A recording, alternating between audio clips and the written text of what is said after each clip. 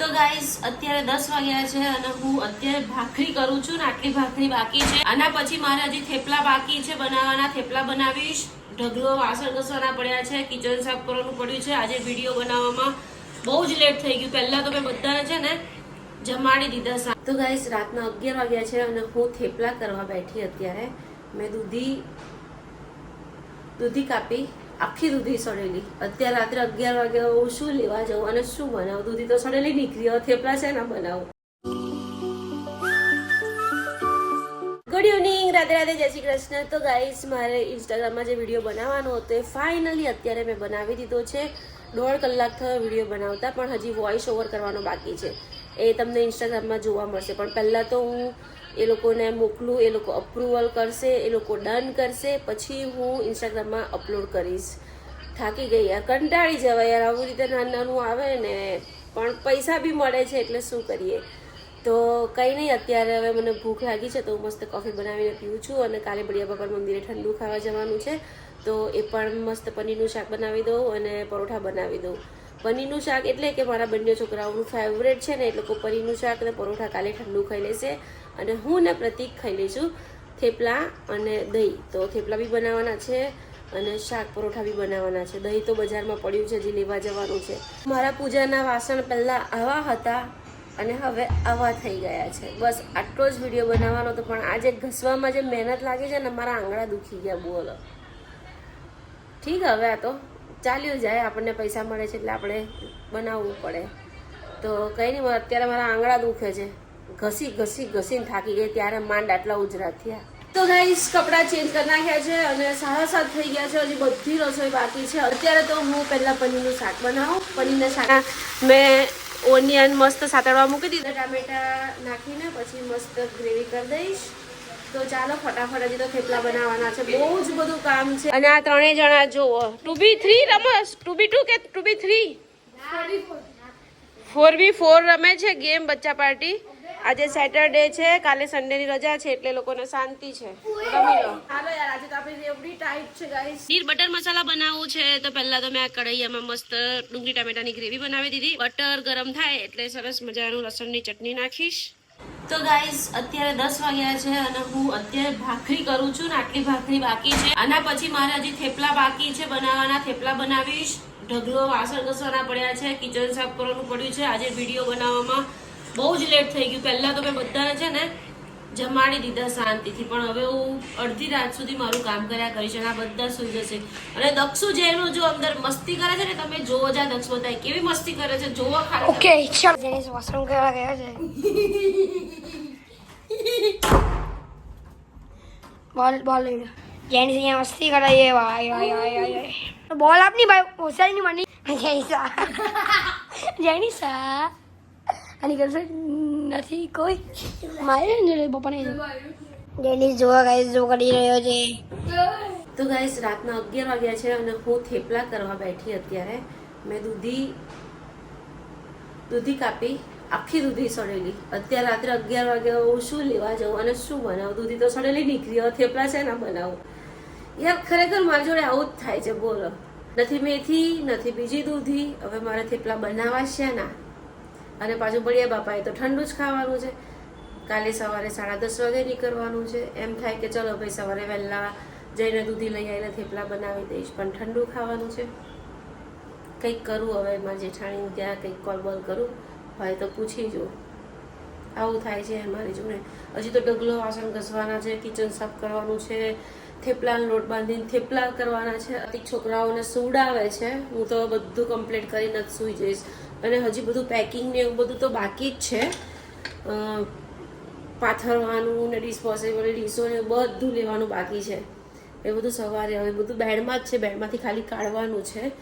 તો ભાખરી કરી હવે 5-10 મિનિટ બેસું પછી થેપલા કરું યાર. તો ગાઈસ ફાઇનલી એક નાની દૂધીનો જુગાડ થઈ ગયો છે. એકચ્યુઅલી મારા ફ્રીજમાં જ પડી હતી, શાકની અંદર ખબર નહીં, મેં આખું ફ્રીજ ચેક કર્યું ત્યારે એક નાની દૂધી મળી યાર. ફાઇનલી મળીને તો હું શું કરત. કંઈ નહીં, તો ચાલો ફટાફટ હું બનાવી દઉં થેપલા. અને હવે આ સડેલી દૂધીને ગાય કૂતરા નામ નાખી દઉં એટલે પપ્પા સવારે ગાય માટે લઈ જશે. તો ચાલો ફટાફટ, અત્યારે 11 વાગ્યા છે બહુ આળસ આવે છે એમ થાય બધું મૂકીને સૂઈ જાઉં પણ ન સૂઈ જાઉં. એ તું જાગે છે ઢગા? હું છે જા હું જા. વિકેટ ઉપર 4 વિકેટ. હારું હોઈ જાય. સીએસકે જીતી જવાની. ગાઈસ આજે મારો દિવસ ખરાબ છે. તમે જોઈ શકો છો બીજી દૂધી બી બગડેલી નીકળી. યાર એક તો અડધી રાતે મારે શું કરવું યાર, ક્યાં જવું? આ બી હળેલી નીકળી, પેલી હળેલી નીકળી, આ હળેલી નીકળી. હવે થેપલા કેમના બનાવો? Oh my God. થેપલા તો પ્રતિક માટે જ બનાવવાના છે કેમ કે મારું દક્ષ જેનિસ માટે તો મસ્ત મજાનું પનીરનું શાક અને પરોઠા બની ગયા છે. પણ પ્રતિક કશું જ ના ખાય. પણ આ તો બધા ફ્રેન્ડ સાથે અમે જઈએ છીએ ને તો એ આવે છે તો એ મને કેવું થેપલા ને દહીં ખાઈ લઈશ. બીજી દૂધી હળેલી નીકળી. Oh my God! अब क्या करेंगे? તો ગાઈસ એક જુગાડ કર્યો મસ્ત. મારી ફ્રેન્ડના ઘરેથી દૂધી લઈ આવી અને સરસ મજાનો થેપલાનો લોટ બાંધી દો. હવે ફટાફટ થેપલા બનાવી દો. 20 થેપલા બનાવવાના છે. ફટાફટ બનાવી દો. પછી ઢગલો વાસણ ઘસી નાખું, ઢગલો વાસણ ઘસી અને હજી તો બ્લોગ એડિટ કરીશ. કેમ કે કાલ સવારે 10:30 જવાનું છે તો એડિટ તો થશે નહીં. પછી મોબાઈલમાં નેટ બી નથી કેમ કે ઘરે વાઈફાઈ હોય ત્યાં જ ઘરે નેટ હોય. બાકી મોબાઈલમાં નેટ હોય પણ એટલું બધું ન હોય કે હું આખો 5-6 જીબીનો વિડીયો અપલોડ કરી શકું. તો અત્યારે વિડીયો અપલોડ કરીશ, નાહીશ, પછી સૂઈ જઈશ. I think 2 વાગશે. મારે આવું જ થાય. કશેક જવાનું હોય ને એટલે પહેલું તો મારે વિડીયો અપલોડિંગનું બહુ પ્રોબ્લેમ થાય. એટલે મારે અડધી રાત જાગીને બી અપલોડ કરવો જ પડે.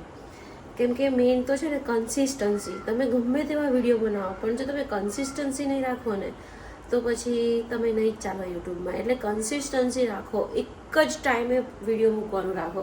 તમે સાંજે 7 વાગે તો 7 વાગે, સવારે 8 વાગે તો 8 વાગે, એક જ ટાઈમ પકડી રાખો અને તમે 1 વર્ષ સુધી કન્ટિન્યુ વિડીયો બનાવો. અને જ્યાં સુધી બને ને ત્યાં સુધી લોંગ વિડીયો બનાવો, 15-17 મિનિટના. કેમ કે જેટલા લોંગ વિડીયો હશે ને એટલું યુટ્યુબ બીજાને સજેસ્ટ કરશે. તો કંઈ નહીં, ચાલો ફટાફટ થેપલા બનાવી દો. પ્રતિકને છોકરાઓ તો સૂઈ ગયા. જો બતાવો તમને, મસ્ત સૂઈ ગયા એ લોકો તો એસી ચાલુ કરીને.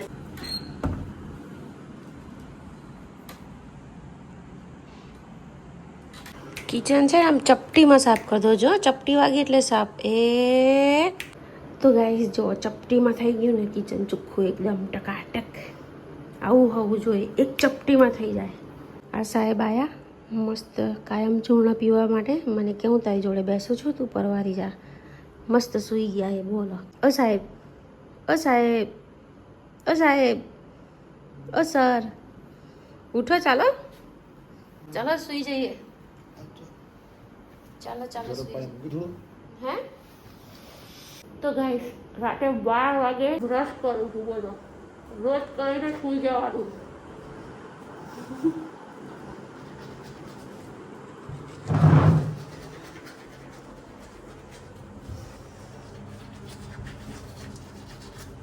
મેં મસ્ત કિચન સાફ કર્યું અને અમારા સાહેબ આવ્યા. જુઓ કાયમ ચૂર્ણ પીવા આવ્યા. અને એ બી રૂમાલથી. સાણસી ન મળી ને ઘસવામાં છે ને તો રૂમાલથી તપેલી લે. વાહ ભાઈ વાહ, ક્યાં બાત હે, ક્યાં બાત હે. તો આ રહ્યું અમારું ડાયજેશન. મારું તો નહીં, પ્રતિકનું. હું તો રાત્રે રોજ મેથી ફાંકીને સૂઈ જાઉં. અને આમાં મસ્ત થેપલા અને ભાખરી પડી છે. થોડું અહીંયા હવામાં મૂકી દઉં છું બારી ખોલીને એટલે બગડે નહીં. કેમ કે ઉનાળો છે ને એટલે. તમે મારી જોડે વાતો કરવા આવ્યા હતા ને? બોલો આવું કેવું યાર. ફાકી લે છે અમારા સાહેબ. જોજો સવારે એકદમ મસ્ત પેટ સાફ થઈ જશે. હે ને? ચાલો તો સૂઈ જઈએ. ચાલો તો ગાઈસ કપડાં ચેન્જ કરું અને હજી તો સુવાનું નથી, મારે બ્લોગ એડિટ કરવાનું છે. તો કંઈ નહીં, આજનો બ્લોગ પસંદ આવે તો ચેનલને સબસ્ક્રાઇબ કરજો, લાઈક કરજો. ફરી મળી કાલ નવા બ્લોગમાં. અને કોમેન્ટ અને હાય પાપાનું ભૂલતા નહીં. મસ્ત મીઠી મીઠી પ્યારી પ્યારી કોમેન્ટ કરી દેજો. કોમેન્ટમાં લખજો ફક્ત રાધે રાધે. બાકી મારા ઘરને જજ કરવાવાળા તો ઘણા છે તો પ્લીઝ મારા ઘરને જજ ના કરશો. હું મારા 2 છોકરાને મોટા કરું છું. એક લેડીઝ 2 છોકરાઓને મોટા કરે છે, ઘર સાચવે છે, પૈસા બી કમાય છે. એટલે થોડું ઘણું તો ઘર ગંદુ રહેવાનું જ. જ્યારે છોકરા મોટા થશે ને ત્યારે બિલકુલ ઘર ગંદુ નહીં હોય. અત્યારે નાના છે, મસ્તીખોર છે, એટલે ગંદુ ઘર તો રહેવાનું જ. એટલે પ્લીઝ જજ કરવાનું બંધ કરી દેજો. હું એકલી લેડીઝ છું, બધું હેન્ડલ કરું છું. આખો દિવસ તો હું ન કરી શકું, છોકરાઓની પાછળ ન ફરી શકું ઘર સાફ કરવા માટે. સવારમાં એકવાર મારી ફરજ છે આખું ઘર સાફ કરવાની, તો હું કરી દઉં, અને રાત્રે સૂતા પહેલાં આખું ઘર સાફ કરી દઉં. તો કંઈ નહીં, ચાલો સૂઈ જઈએ. Bye bye.